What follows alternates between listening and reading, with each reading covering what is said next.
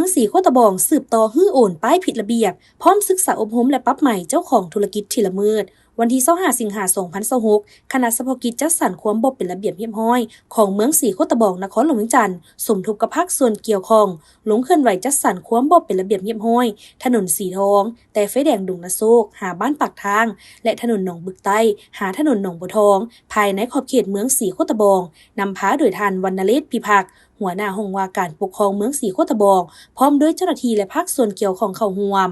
การลงเคลื่อนไหวในครั้งนี้ได้เน้นหนักใส่การมั่งป้ายโฆษณาที่บ่ถูกต้องตามระเบียบกฎหมายและเฮ็ดบทบันทึกกับผู้วางขายสินค้าและตั้งห้านที่กวมเอาทางยางหรือพื้นที่สาธารณะซึ่งก่อนหน้านี้คณะเฉพาะกิจได้ดำเนินการศึกษาอบรมและแจ้งเตือนต่อผู้ประกอบการและร้านค้าต่างๆมาก่อนหน้านี้แล้วแต่ก็ยังพบเห็นมีการฝ่าฝืนและบ่ปฏิบัติตามระเบียบการที่วางไว้